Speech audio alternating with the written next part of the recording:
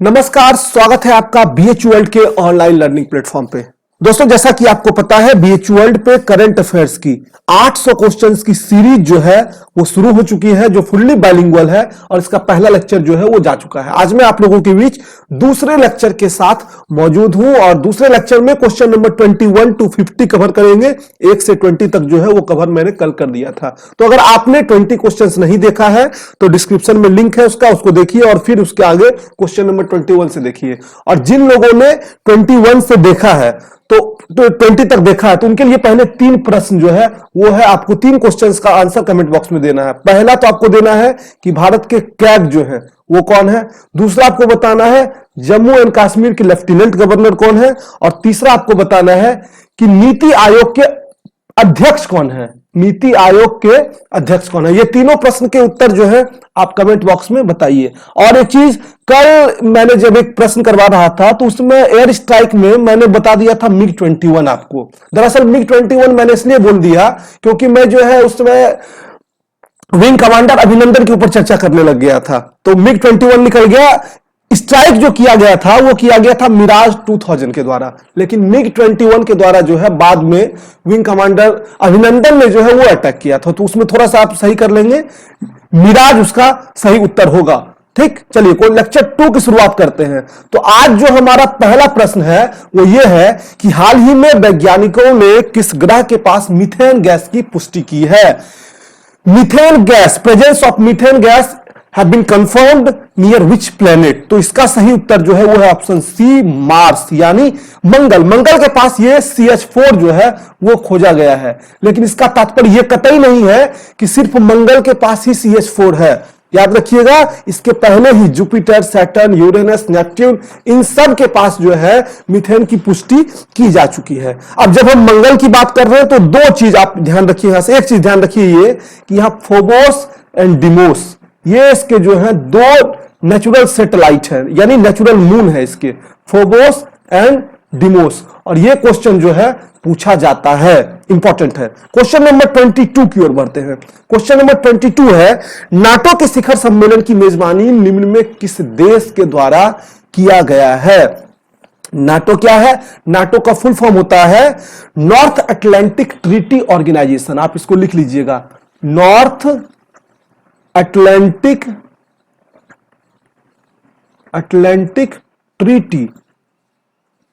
Treaty organisation. ये एक जो है द्वितीय विश्व युद्ध के बाद जो है इसका गठन किया गया देशों का समूह है। तो पहले तो आप कमेंट बॉक्स में बताइए कि प्रथम विश्व युद्ध और द्वितीय विश्व युद्ध, फर्स्ट वर्ल्ड वॉर और सेकेंड वर्ल्ड वॉर, ये कब कब हुआ था। ठीक है, तो इसका गठन किया गया, इसकी स्थापना जो है 1949 में हुई थी और इसका हेडक्वार्टर जो है वो है ब्रुसेल्स में, जो कि बेल्जियम की राजधानी है। ब्रुसेल्स जो कि बेल्जियम की राजधानी है। किसकी राजधानी है? बेल्जियम। ये सब पॉइंट आप लिखिएगा। तो इसका जो है शिखर सम्मेलन, इसकी मेजबानी जो है दिसंबर 2019 में की गई है ब्रिटेन के द्वारा। यह लंदन में आयोजित किया गया था। तो नाटो का शिखर सम्मेलन की मेजबानी किस देश के द्वारा किया गया? वो किया गया ब्रिटेन के द्वारा। क्वेश्चन नंबर 23 की ओर बढ़ते हैं। हमारा क्वेश्चन नंबर 23 है, भारत का पहला महिला स्टार्टअप शिखर सम्मेलन निम्न में से किस राज्य में आयोजित किया गया। तो भारत का पहला शिखर सम्मेलन जो है वो आयोजित किया गया ये महिला स्टार्टअप वाला केरला में।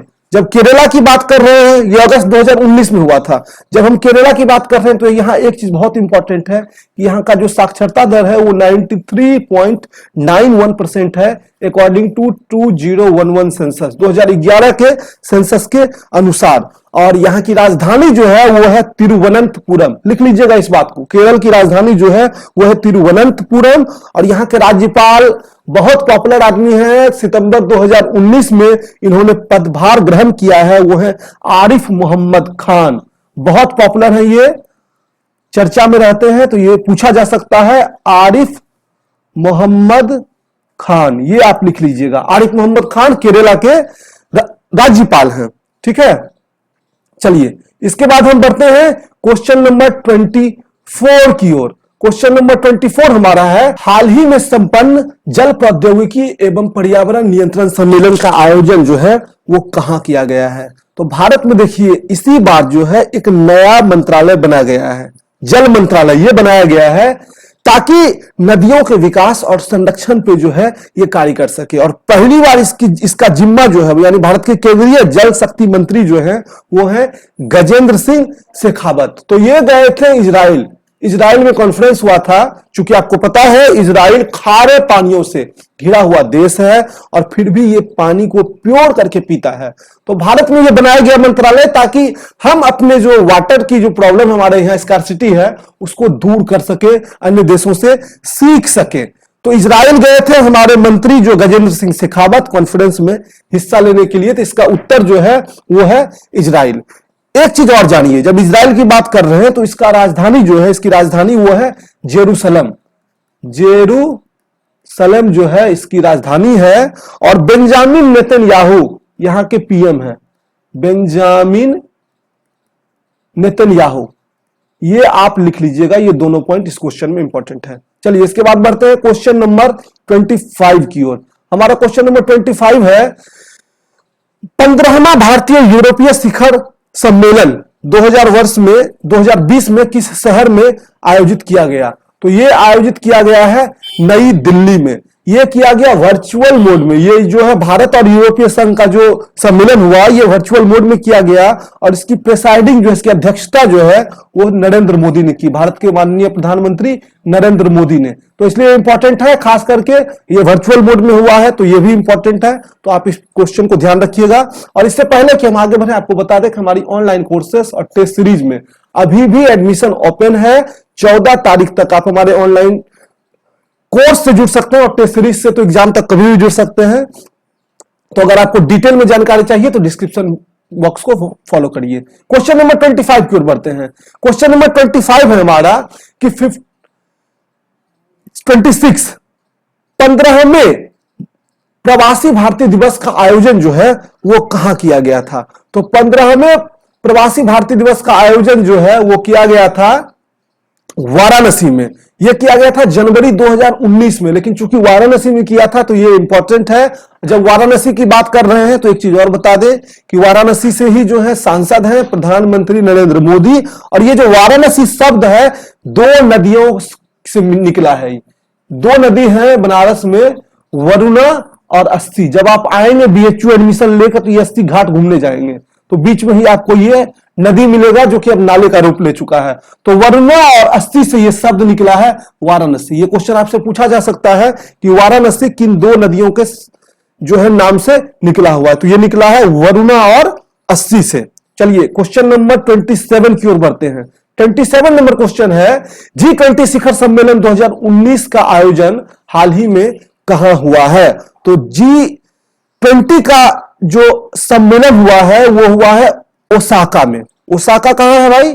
यह है जापान में। जापान का एक प्रमुख शहर है ओसाका और जापान की राजधानी जो है वो है टोक्यो। यहां पे इसका आयोजन हुआ। ये जो था 14th समिट था, 14वां शिखर सम्मेलन G20 का। अब एक चीज और बात बता दें, जब जापान और टोक्यो आया तो देखिए अभी ओलंपिक्स होने वाला था जापान में 2020 में, लेकिन कोरोना की वजह से ये टल गया। अब ये स्थगित कर दिया गया है, पोस्टपोन कर दिया गया है 2021 के लिए जुलाई में। इस बात को ध्यान रखिएगा। पूछा जा सकता है ओलंपिक्स का आयोजन कहां होने वाला था, या टल गया या कहां होगा? तो ये होगा आपका टोक्यो जापान में। चलिए क्वेश्चन नंबर 28 की ओर बढ़ते हैं। क्वेश्चन नंबर 28 है, 5वां बिम्स्टेक सम्मेलन कहां आयोजित किया जाएगा? सितंबर 2020 में इसका आयोजन किया जाना। अब देखिए कल कुछ लोग पूछ रहे थे कि सर करंट अफेयर में कहां से क्वेश्चन पूछेगा। क्वेश्चन बनाना आपका काम नहीं है, आपका काम पढ़ना है। और ऐसा कोई रूल नहीं है कि 5 महीने 6 महीने का क्वेश्चन पूछेगा। देखिए तो क्वेश्चन मैंने आगे का दे दिया, कब होगा? तो आप तो कहेंगे कि अरे ये तो आगे चला गया, सितंबर में होगा। क्वेश्चन आप नहीं सेट करेंगे, आप बस पढ़िए। जो चीजें चर्चा में आती है वो करंट अफेयर होती है। करंट अफेयर का कोई मतलब ये नहीं है कि 5 महीने 6 महीने की चीज हो।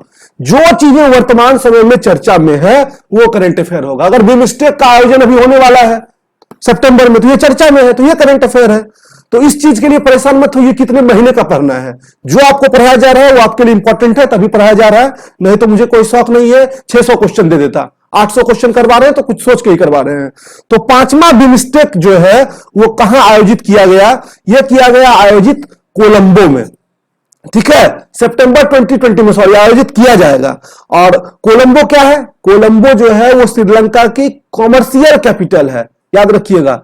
श्रीलंका की कैपिटल नहीं, कैपिटल में तो आप लोग गड़बड़ कर देंगे अभी, श्रीलंका का कॉमर्शियल कैपिटल। और यहां का जो राजधानी है वो है जयवर्धनापुर कोट्टे, इस बात को लिखिएगा, कुंदन सर ने आपको पढ़ाया भी था, जयवर्धनापुर कोट्टे। और यहां के पीएम जो है वो है महिंद्रा राजपक्षे, महिंद्रा राजपक्षे पॉपुलर नेता है वहां के ये। इतने चीजों को आप ध्यान रखिएगा।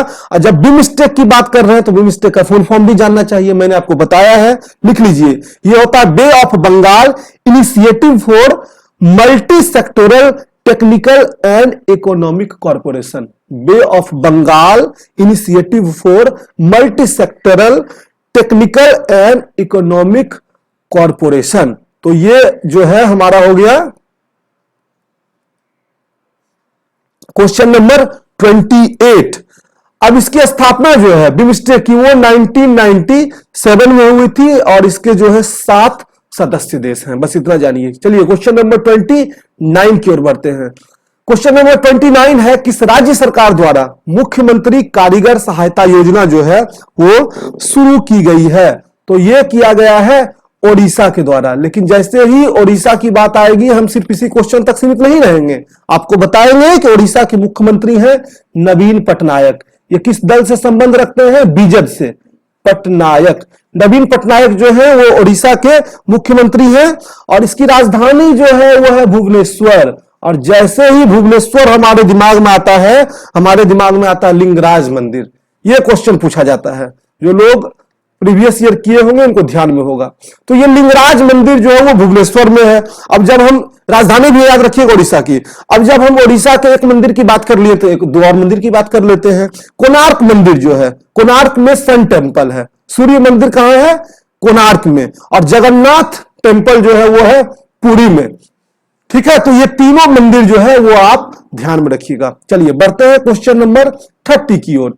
किस राज्य ने जीवन संपर्क योजना की शुरुआत की है? क्वेश्चन नंबर 30 का उत्तर भी जो है वो है आपका ओडिशा ही। नवीन पटनायक काफी लोकप्रिय नेता हैं, ओडिशा के बीजेपी से संबंध रखते हैं और काफी विकास जो है इनके शासनकाल में हुआ है। क्वेश्चन नंबर 31 की ओर बढ़ते हैं। ओडिशा के बारे में तो और बातें आपको बता ही दी है। क्वेश्चन नंबर 31 की ओर बढ़ते हैं।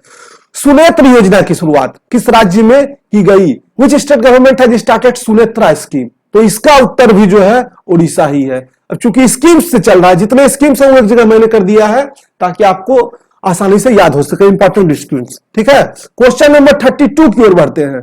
32 हमारा है मेधा प्रोत्साहन, मेधा इंसेंटिव स्कीम जो है वो किस राज्य के द्वारा चलाई जा रही है?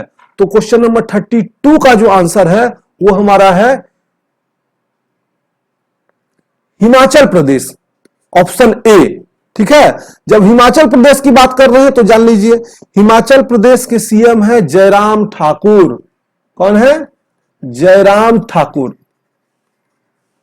और हिमाचल प्रदेश की 2 राजधानियां हैं, शिमला और धर्मशाला। शिमला एंड धर्मशाला, ये आप दोनों पॉइंट लिख लीजिएगा।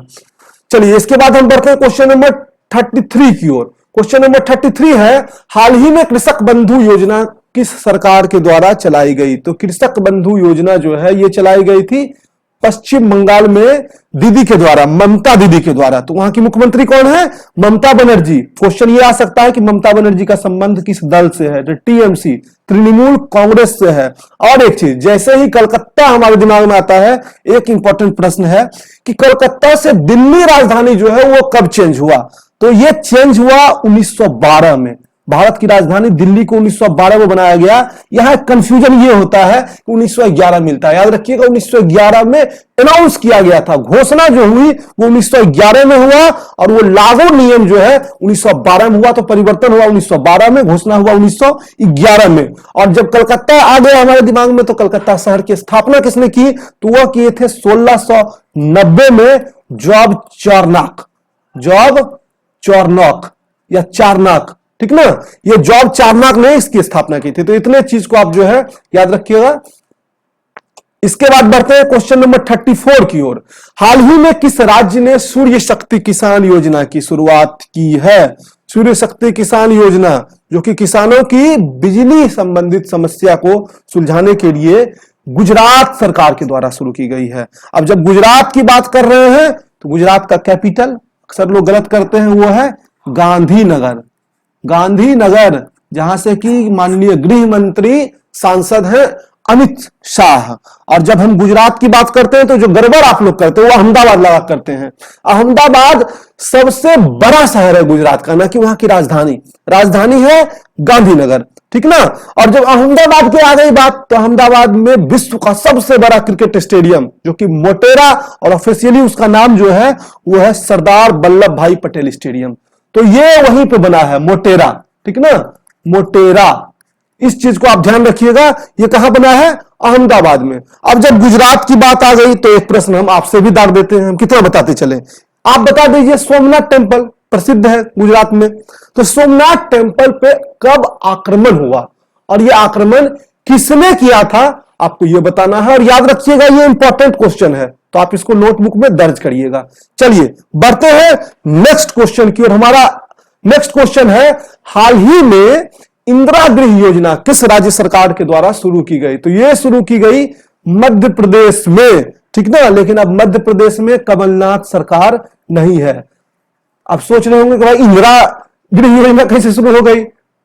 मध्य प्रदेश में तो बीजेपी की सरकार है। तो अभी कुछ दिन पहले कमलनाथ सरकार थी कांग्रेस की, उन्होंने शुरू किया, लेकिन अब उनकी सरकार नहीं है। तो अभी सीएम कौन है? तो अभी सीएम है शिवराज सिंह चौहान। और मध्य प्रदेश की राजधानी जो है वो है भोपाल। और जैसे ही भोपाल आता है तुरंत हमारे दिमाग में भोपाल ट्रेजेडी जो है वो क्लिक करता है। 1984 भोपाल त्रासदी हुई थी 1984 में। यह प्रश्न पूछा जा सकता है कि भोपाल त्रासदी कब घटित हुई? 1984। और कौन सा गैस लीकेज हुआ था, यह क्वेश्चन बार बार पूछा जाता है। तो याद रखिएगा, methyl isolate, methyl isolate,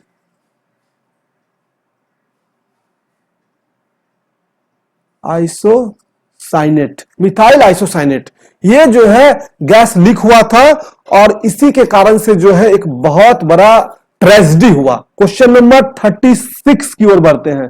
question number 36 हमारा है, भारत में पशु क्रेडिट किसान कार्ड सर्वप्रथम किस राज्य में शुरू हुआ? जैसे कि प्रश्न से समझ गए, सर्वप्रथम पूछ रहे तो कई राज्यों में चल रहा होगा। तो यह शुरू हुआ था हरियाणा में मनोहर लाल खट्टर के द्वारा, ठीक है।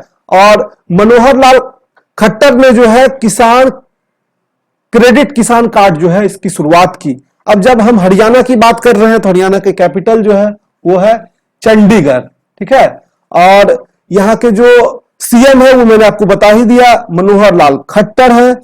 अच्छा, चंडीगढ़ जो है एक चीज याद रखिएगा, पंजाब का भी कैपिटल है। तो चंडीगढ़ के बारे में पढ़िएगा, ये यूनियन टेरिटरी भी है, बड़ा दिलचस्प है ये। और जब हम हरियाणा की बात कर रहे हैं तो फोगाट सिस्टर को कैसे भूल सकते हैं, बबीता कुमारी फोगाट और गीता फोगाट, जो कि रेसलिंग से संबंधित है। प्रश्न पूछा जा सकता है किस खेल से संबंधित है, वो है रेसलिंग से संबंधित। और अभी जो आईएएस टॉपर इस बार हुए यूपीएससी के, उनका संबंध भी हरियाणा से ही है, यूपीएससी टॉपर, ठीक है। चलिए बढ़ते हैं क्वेश्चन नंबर 37 की ओर। यूएस ओपन 2019 मेंस सिंगल का खिताब जो है वो किसने जीता? तो ये जीता है आपके राफेल नडाल ने, ठीक है। यूएस ओपन किसमें होता है? ये खेल ये होता है टेनिस में। और राफेल नडाल, अब तो ये समझ में आ गया होगा राफेल नडाल का संबंध टेनिस से है, तो किस देश से है? तो ये जो है स्पेन से संबंध रखते हैं, ठीक ना। ये इंपॉर्टेंट क्वेश्चन हो गया। चलिए बढ़ते हैं क्वेश्चन नंबर 38 की ओर। क्वेश्चन नंबर 38 हमारा है, हाल ही में किस देश ने सैफ अंडर 15 का खिताब जीता।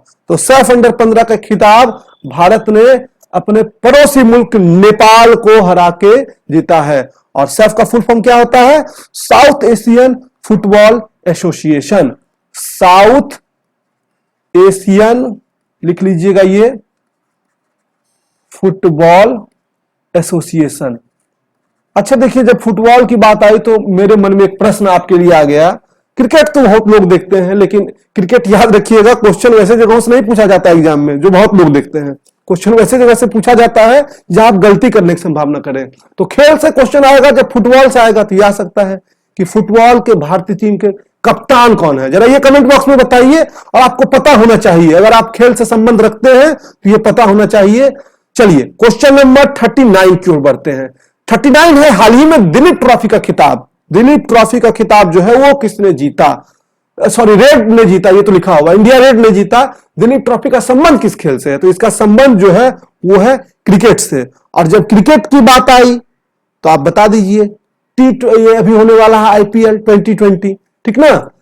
आईपीएल होने वाला था 2020 जो टल गया। अब ये कहां प्रस्तावित है? तो ये प्रस्तावित है यूएई में, यानी संयुक्त राज्य अमीरात की राजधानी दुबई में। ये दुबई में होने वाला है, पूछा जा सकता है आपसे।